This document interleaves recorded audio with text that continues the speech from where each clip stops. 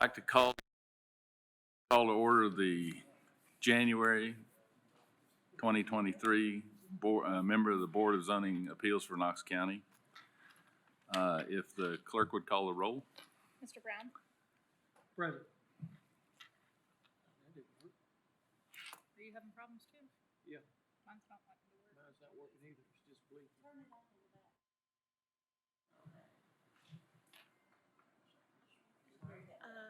If you click, Mr. Huff, if you click your left button right there. See. Maybe Okay, there we go. Okay. Mr. Brown, go ahead and, oh.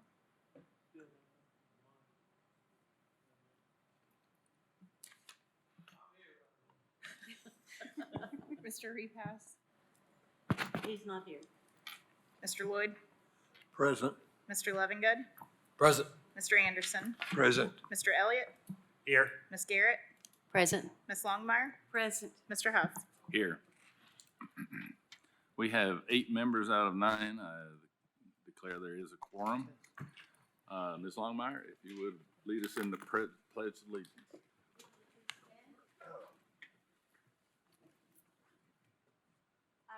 Allegiance to the flag of the United States of America, and to the republic for which it stands, one nation, under God, indivisible, with liberty and justice for all.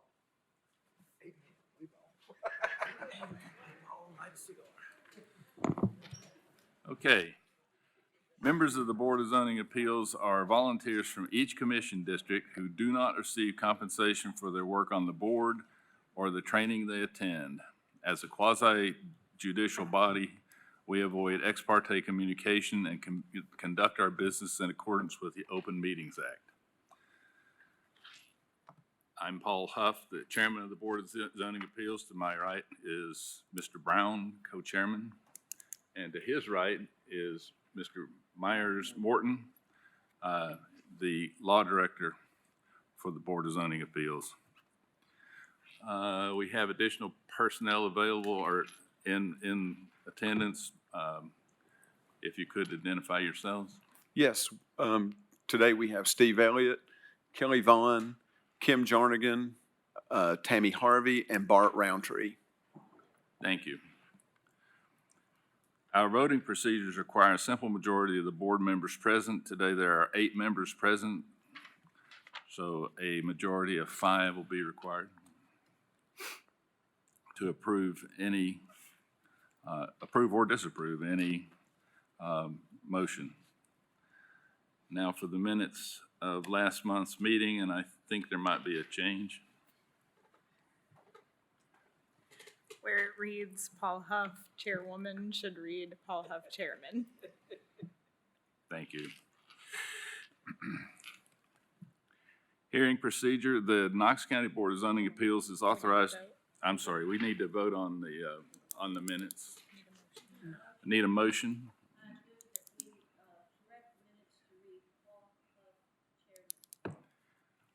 Second? Second. Motion's been made and seconded. All those approved, say aye. Aye. All those opposed, say nay. Motion carries. Thank you. Knox County Board of Zoning Appeals is authorized to grant variances and to hear other matters by the Tennessee Code and zoning and Knox County zoning ordinance, specifically 6.60 Board of Zoning Appeals. These laws prescribe strict parameters, the meeting of which is required to grant a variance. The burden of proof that an application meets these parameters rests on the applicant. Can everybody hear me? Yes. Thank you. Quoting from Knox County Code of Ordinances 6.60.04 variances, quote, "The purpose of the variance is to modify the strict application of the specific requirements of this ordinance in the case of exceptionally irregular, narrow, shallow, or steep lots or other exceptional physical conditions whereby such strict application would result in practical difficulty or unnecessary hardship which would deprive an owner of the reasonable use of their land. The variance shall be used only where necessary to overcome some obstacle which is preventing an owner from using their property as the zoning ordinance intended. For each matter, the clerk will read the request into the record. The chair will then ask if the applicant is present. The chair will then ask if there is opposition or other speakers who wish to present. You do not have to come forward at that time. Once we determine the speakers for the item, we will call on governmental agencies such as Knox County Codes, Planning, or Engineering to make statements regarding the facts pertinent to the property and background of the request. Board members may ask questions of the governmental agencies once they have made their statements. The chair will then call on the applicant to come forward, state their name and address for the record, and to present their evidence and reasoning supporting the granting of a variance. If there is no opposition, the applicant has 10 minutes to present their case. If there is opposition, the applicant and opposition each have 15 minutes. After the application's presentation, the board members may ask questions of the applicant. The chair will then call for opposition or other parties who have up to 15 minutes to speak. This 15 minutes applies to all parties, so if there are multiple parties that wish to speak, please determine how you are going to divide your time beforehand. After the opponents present their opposition, the board members may ask questions of the opponents. Finally, there will be a discussion of the case by the board, during which time the board members may ask further questions of parties that have already testified. The board will then make any determinations it feels necessary. Our bylaws allow an applicant at the initial hearing on the matter to request a deferral of 30 or 60 days without prejudice. In the event of a deferral of an application or a failure to appear, any opponents may be heard on the record at a meeting where the application they oppose appears on the agenda. Do we have anybody who wishes to speak other than the governmental agencies here? All those wishing to speak at this meeting, please stand and be sworn in by the law director.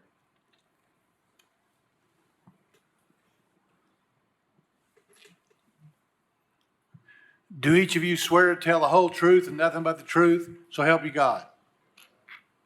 Thank you.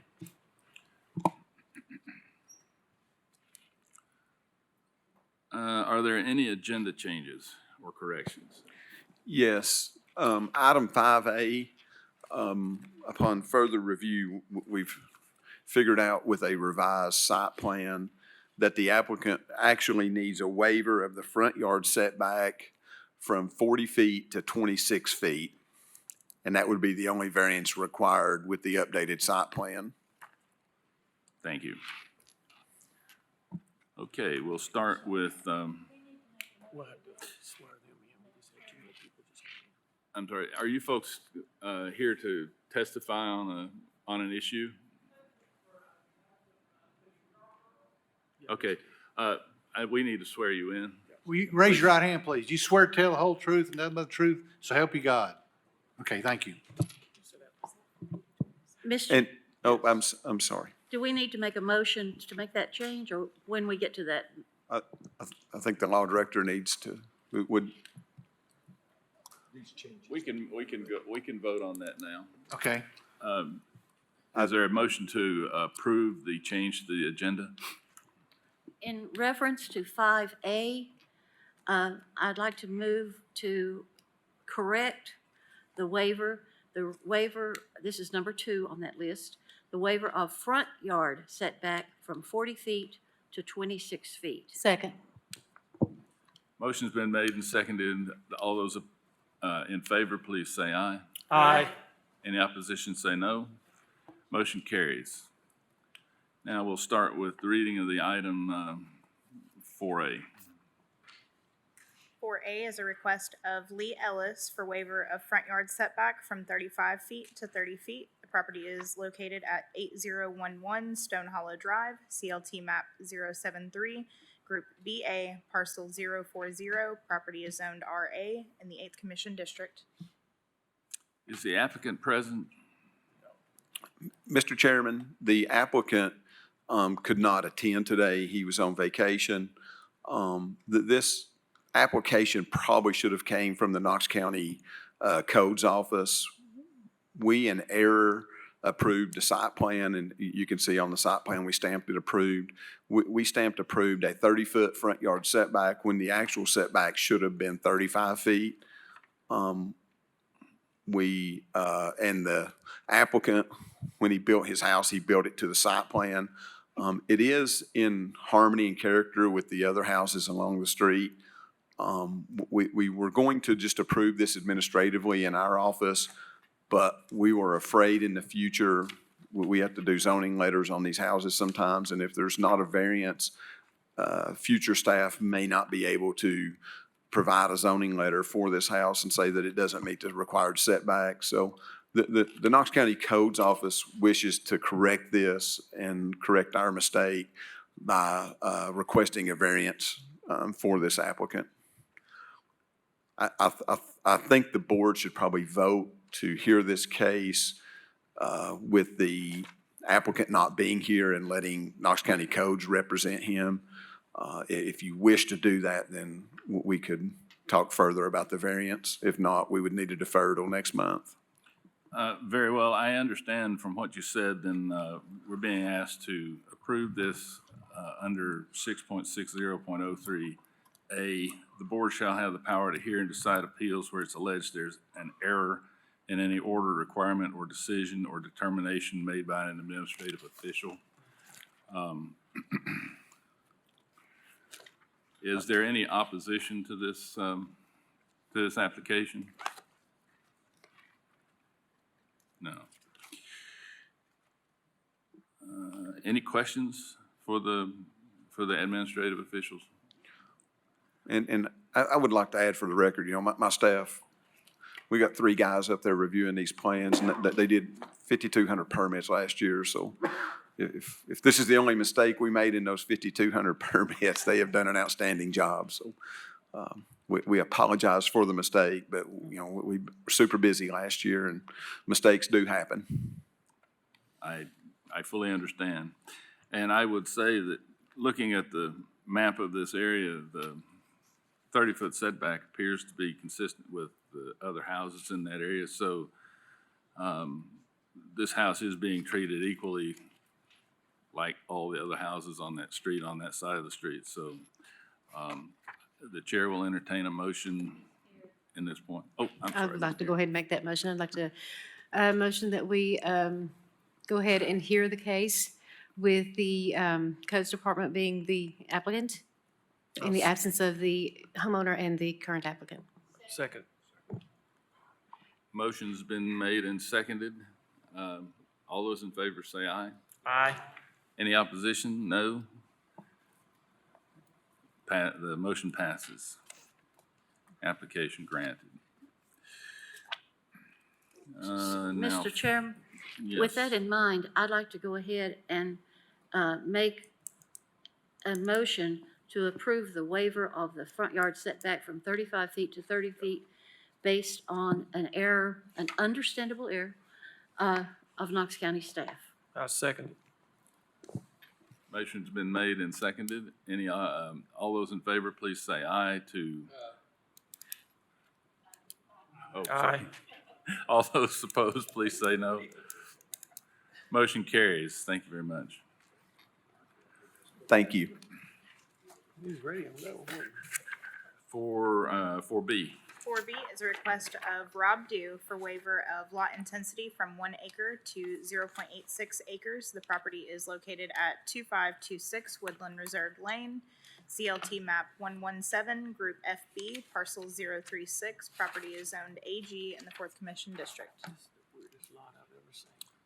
Is the applicant present?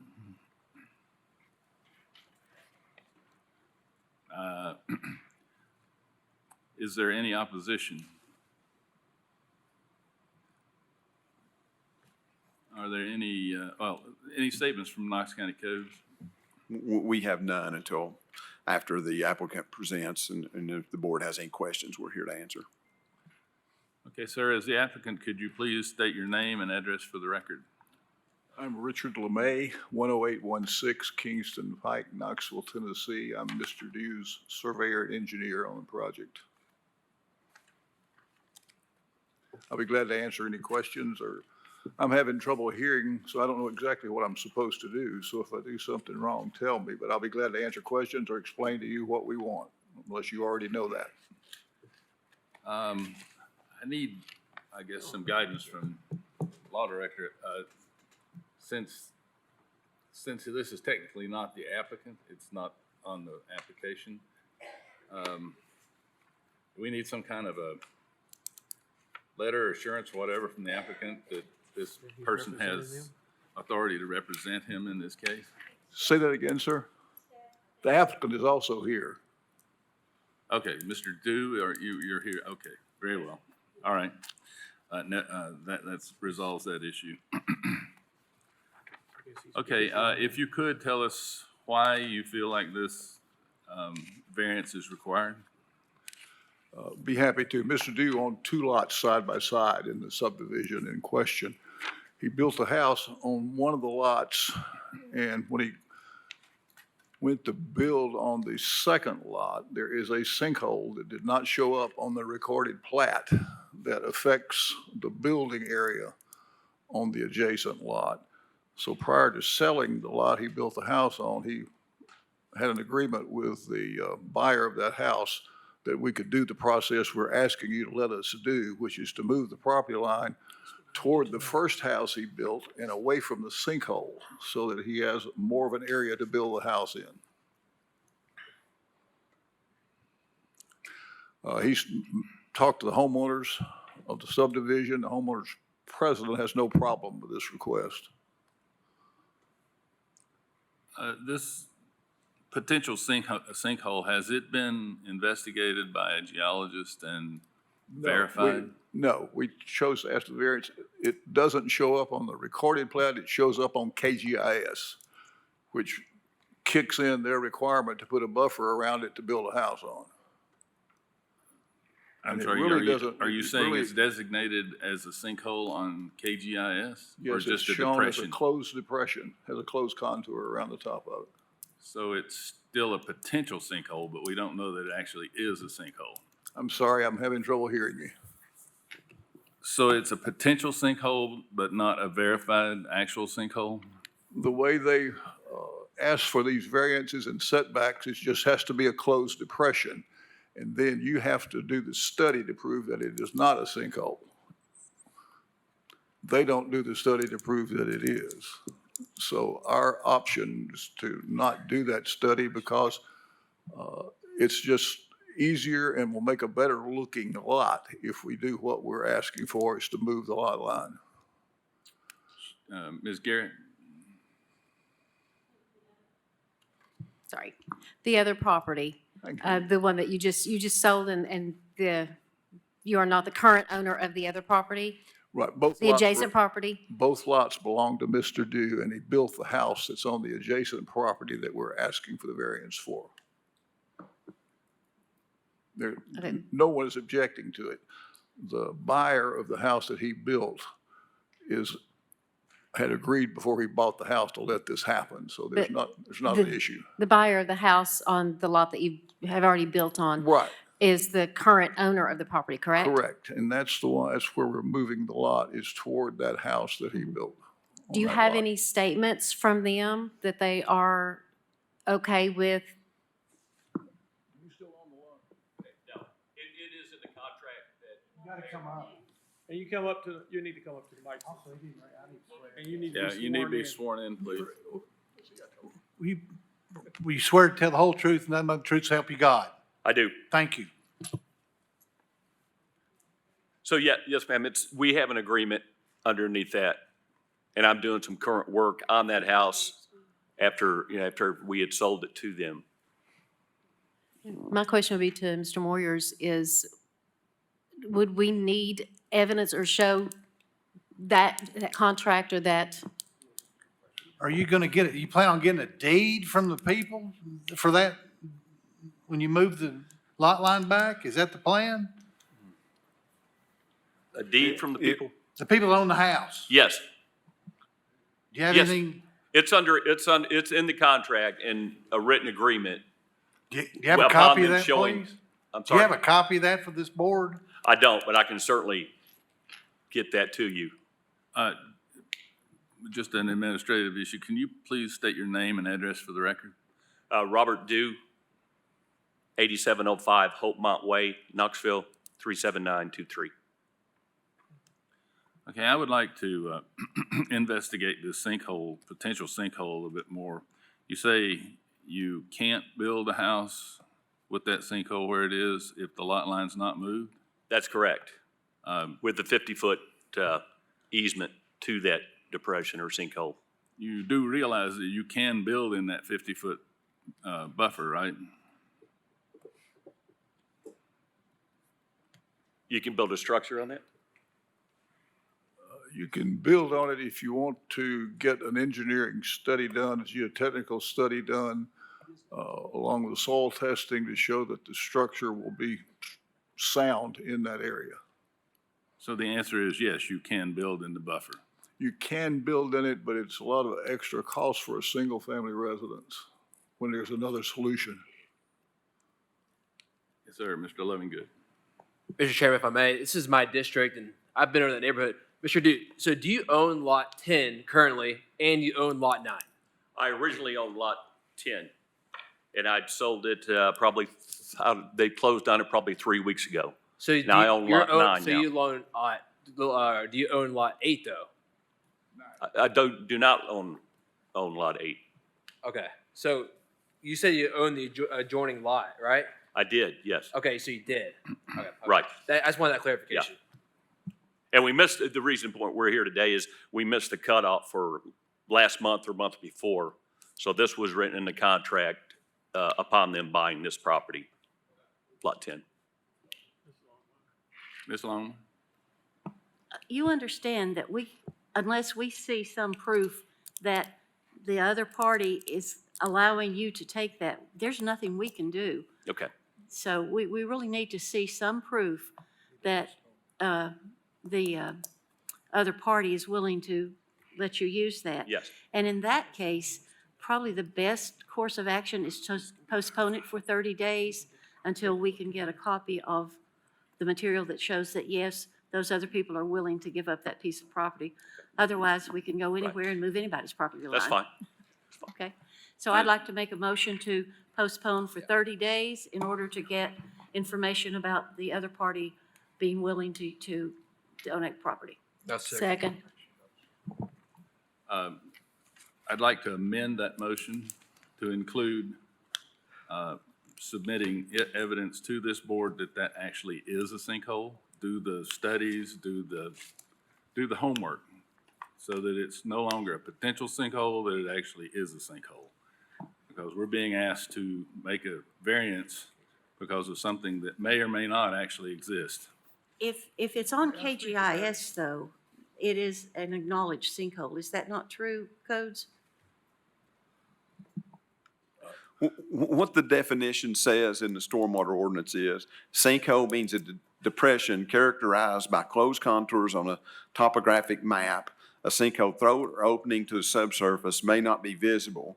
Field verification may be required in areas where the depth of the depression is below the tolerance of currently available topographic mapping. The extent of the area considered to be a sinkhole is, at minimum, the limits determined by the sinkhole floodplain elevation, assuming plug conditions.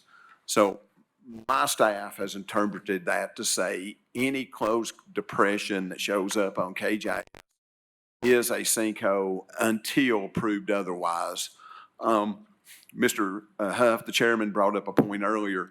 We do look at areas where a roadway has been built, there's been a pipe put in and it may create a closed contour. I don't think, I've looked at it here, I don't think that's the case here. I think that closed depression meets that definition of what a sinkhole is. So our staff, what we would say is it is a sinkhole and they need to provide verification that it's not a sinkhole. And that, right or wrong, that's the way we've interpreted it through the years. That's pretty much what I just said, only with different words. If I could comment when you're done. The only reason we are here is because we submitted a subdivision plat to the Planning Commission. They sent the 2-lot plat back and says there's a sinkhole on this site and you have to show it.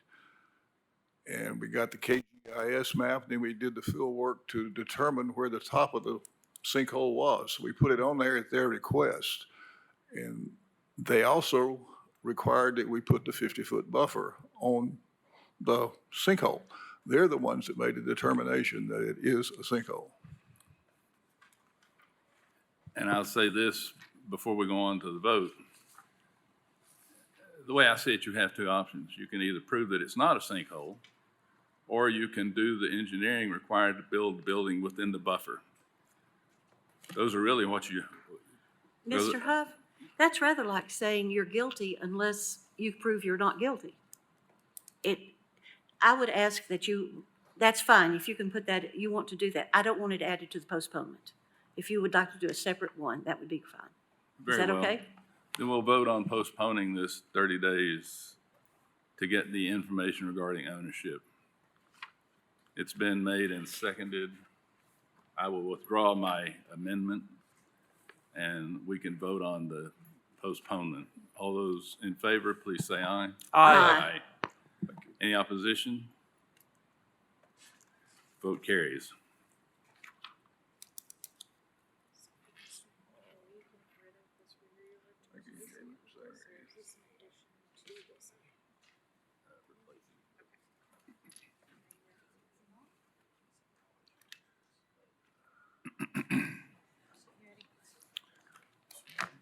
Ready for, just a minute. I mean, next month.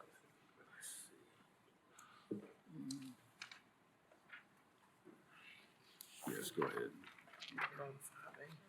5A is a request of Brian Yarborough for waiver of front yard setback from 40 feet to 26 feet. The property is located at 6806 Flatwood Lane, CLT map 048, parcel 01301. Property is zoned AG in the 7th Commission District. Is the applicant present? I'm Sean Smith with Dreamhouse Construction. I'm representing Mr. Yarborough as he's out of the country on vacation. Very And well. you should have a letter on file. We do have a letter on Yeah. file in our, Any statements from Knox County Codes? Well, I think this gentleman came in after we amended the application. So I think we should just clarify that we did amend your application to, the variance you need now is a waiver of the front yard setback from 40 feet to 26 feet. The other variances you don't need with the new site plan that was submitted. Perfect. Thank you. Thank you.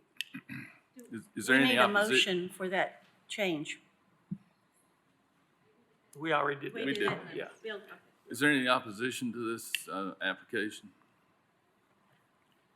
Any questions of the applicant or the codes folks? I would just make one note. I think I made it earlier that this is as a result of 6.60.03A error on an administrative error. So is there a motion to approve this? Sherry. Yep. I'm sorry, Ms. Garrett? I will make a motion to approve the front yard setback from 40 feet to 26 feet due Second. to the new site plan. Second. Motion's been made and seconded. Any, all those approve, all those in favor, please say aye. aye. Any opposition? No. Motion carries. Thank you. Any additional business to come before the board? Just, Mr. Chairman, I'm sorry, go ahead, Steve. we did provide the meeting dates for the year 2024. Yes, you did. We would like for you guys to vote on those and approve those. And then we would note that next month's meeting is in the small assembly room.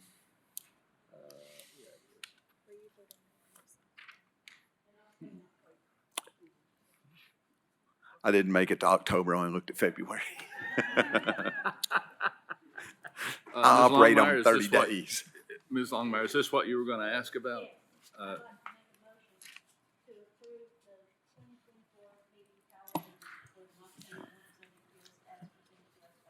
Now, second. Any discussion? I didn't think so. All those approve, all those in favor, please say aye. Aye. All those opposed, no. Motion carries. Any other motion, any other business come before the board? Say no.